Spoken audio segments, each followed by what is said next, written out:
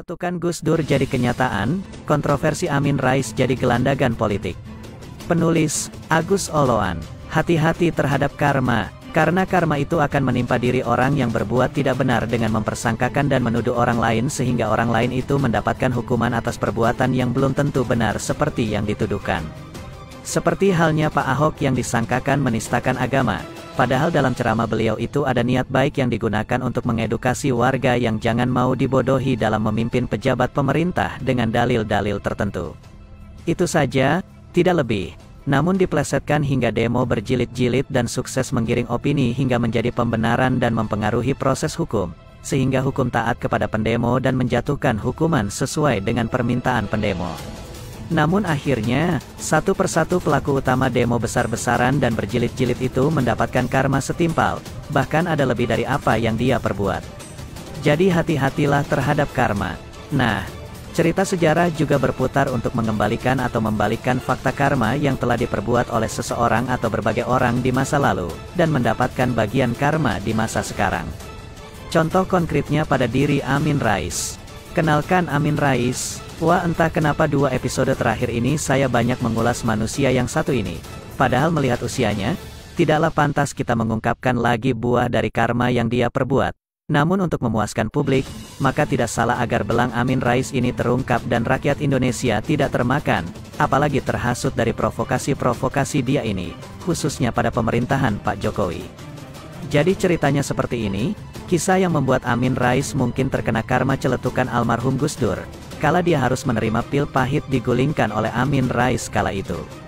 Pada suatu ketika, seperti ramai dibincangkan banyak orang, Gus Dur pernah menceletukan hal yang sangat menyentuh hati. Kata beliau, preman-preman itu akan menjadi gelandangan politik seumur hidupnya. Celetukan itu syahdan diucapkan oleh Gus Dur tatkala Amin Rais memimpin sidang istimewa di MPR. Sidang itu akhirnya melengsarkan Gus Dur dari kursi presiden. Gus Dur bak ingin berkata, "Duhai Amin, engkau yang memulai, engkau pula yang mengakhiri." Apakah benar tidaknya Amin Rais menjungkalkan presiden keempat almarhum Gus Dur adalah skenario besar dan saya tidak harus katakan bahwa itu benar adanya, adalah rekayasa politik Amin Rais yang kala itu menjadi ketua MPR, menuduh Gus Dur terlibat dalam skandal Bulogate I dan II serta skandal Brunei Gate. Apakah celetukan Gus Dur itu ditujukan untuk Amin Rais? Saya sih setuju, kalau celetukan Gus Dur ditujukan kepada Amin Rais. Mengapa? Melihat konteks percaturan politik saat itu, menilik Amin Rais yang memelopori barisan pelengser Gus Dur, bolehlah disebut Amin terikut dalam preman politik itu. Berbicara tentang Amin Rais dengan segala kontroversinya memang tiada habis-habisnya. Bak sumur dengan mata air terus memancur. Hal itu terpantik gara-gara kebiasaan Amin Rais yang sering mengoceh tanpa saringan. Mungkin ada saringan, tetapi sudah koyak-koyak.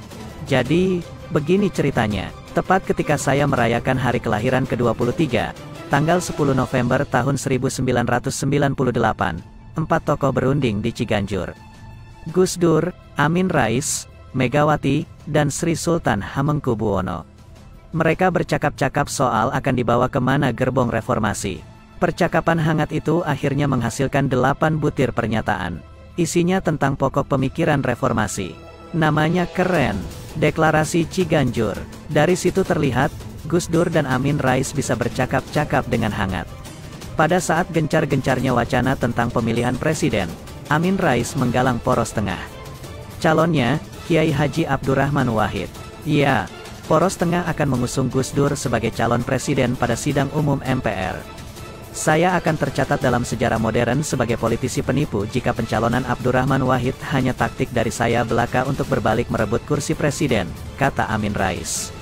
Sejarah akhirnya mencatat, tanggal 20 Oktober tahun 1999, Gus Dur terpilih menjadi presiden keempat Republik Indonesia. Sidang umum MPR sepakat mengangkat beliau menjadi presiden, sedangkan wakilnya adalah Megawati Soekarnoputri. Dan itu sangat sah. Sayalah orang pertama yang akan mempertahankan Gus Dur sebagai presiden sampai 2004, ujar Amin Rais yang dilansir Tempo.co. Benarkah demikian? Ternyata tidak. Bukan Amin Rais namanya jikalau sepi dari kontroversi. Tiap-tiap hari bagi Amin Rais mesti bertabur kontroversi. Tanggal 23 Juli tahun 2001. Setelah sebulan wirawiri, seusai menyatakan akan mengawal Gus Dur hingga 2004, Amin akhirnya mengatakan, "Insya Allah besok kita akan punya presiden baru." Begitulah kisahnya, Amin yang memulai, Amin juga yang mengakhiri. Tidak heran jika Gus Dur geleng-geleng kepala. Tidak heran juga apabila Gus Dur heran melihat orang-orang berebut kursi atau jabatan. Begini sindiran keras Ade Armando kepada Said Didu soal pemerintah anti kritik.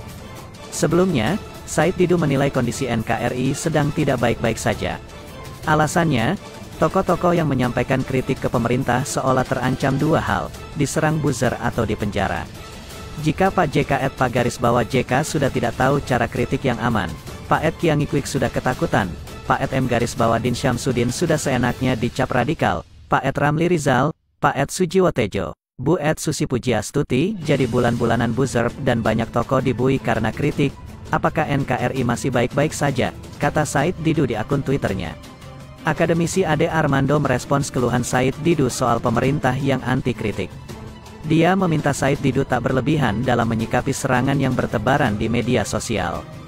Dia lantas mempertanyakan daya tahan kubu anti Jokowi dalam menghadapi warganet.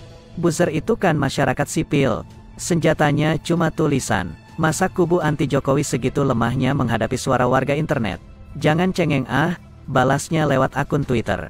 Kenyataannya kelompok sebelah memang saat ini entah kenapa, tak ada angin tak ada hujan, sangat lemah dan baperan dalam menyikapi serangan yang dialamatkan kepada mereka. Diserang dikit aja langsung mewek, disentil dikit aja langsung teriak adu sampai ngalah-ngalahin suara speaker volume maksimum. Disenggol dikit aja langsung nangis guling-guling di jalan. Mereka bukan lemah sebenarnya, tapi play victim sehingga terlihat pura-pura lemah. Biar dapat simpati publik sekaligus menggiring opini kalau pemerintah harus tanggung jawab dalam hal ini. Kenapa mereka play victim? Satu alasan yang logis, karena mereka sudah kalah dalam perang narasi. Simple sekali sebenarnya, mereka kalah telak, tapi masih mau melawan balik, makanya play victim. Mereka terlihat lemah, terlihat agak cengeng dan baperan. Memang ada yang mau percaya mantan wakil presiden tidak tahu cara kritik. Kayak gak pernah berkuasa aja. Memang ada yang percaya perkataan mantan menteri yang tidak pernah setakut ini karena buzzer. Bukankah Orba lebih mengerikan? Lemah amat sih, masa kalah dengan Jokowi yang orang sipil dan kurus. Keluarganya difitnah, dia pernah dibilang anak PKI, dituduh antek Cina, budak asing, penggadai negara karena utang menumpuk, diserang hoaks yang sudah tak terhitung lagi berapa banyaknya, dihujat dan dimaki dengan kasar. Wajahnya diedit dengan gambar tidak senonoh di media sosial, dibilang presiden pelanga-pelongo. Apakah presiden pernah nangis mewek karena serangan tersebut? Tidak pernah. Apakah presiden pernah baperan, prihatin lalu ciptakan lagu untuk mencurahkan perasaannya? Tidak pernah. Apakah presiden pernah melaporkan orang-orang tersebut? Tidak pernah. Malah yang menuduh yang pernah melaporkan orang lain. Beginilah kalau orang tidak pernah ngaca. Munafik parah. Apakah presiden pernah bilang dia begitu takut dengan gelombang fitnah dan hoaks yang menimpanya? Tidak pernah. Apakah presiden pernah jongkok sambil nangis ingusan ketika dia jadi bulan-bulanan para kadrun yang kerjanya menyebar hoaks? Tidak pernah. Lucunya kelompok sebelah begitu lemah mentalnya, disentil dikit aja langsung umumkan ke seluruh alam semesta segalaksi Bima Sakti. Namanya juga pasukan sakit hati. Agak sensitif emosinya. Disentil dikit langsung lemah dan tak kuat lalu merengek seperti anak kecil. Sama seperti orang yang sakit hati karena masalah percintaan. Curhat dikit aja langsung nangis meraung-raung. Ungkit sedikit aja langsung mengalir air mata ke pipi. Apalagi dinasehati dengan keras, langsung deh nangis berhari-hari. Justru dengan bersikap play victim seperti demikian, rakyat makin percaya kalau Jokowi layak jadi pemimpin. Pemimpin harus tahan banting, bukan hobi mewek dan cengeng di pojokan. Bukan yang doyan memamerkan keluhan dan sakit hati ke publik. Justru mereka yang lemah mental ini tak layak berkuasa. Cocoknya jadi member barisan sakit hati selamanya. Disentil masalah dikit aja langsung sempoyongan. Orang macam apa itu? Lihat Jokowi, pernah lihat dia mengeluh di depan publik? Saya yakin beban masalah Jokowi sangat berat. Apalagi ditambah pandemi yang sudah setahun, bebannya bertambah. Tapi apakah dia menunjukkannya di depan publik? No, ini baru pemimpin sejati. Masalah disimpan sendiri, bukan dipamerkan ke rakyat agar dapat simpati. Said Didu keluhkan keberadaan buzzer. Ade Armando, masa kubu anti Jokowi segitu lemahnya? Akademisi Ade Armando merespons keluhan mantan Sekretaris BUMN Muhammad Said Didu soal pemerintah yang anti kritik. Hal itu menyusul serangan buzzer kepada sejumlah tokoh usai mengkritik rezim Jokowi Maruf. Ade meminta Said Didu tak berlebihan dalam menyikapi serangan yang bertebaran di media sosial. Dosen komunikasi UI itu lantas mempertanyakan daya tahan kubu anti Jokowi dalam menghadapi warganet. Buzzer itu kan masyarakat sipil, senjatanya cuma tulisan. Masa kubu anti Jokowi segitu lemahnya menghadapi suara warga internet?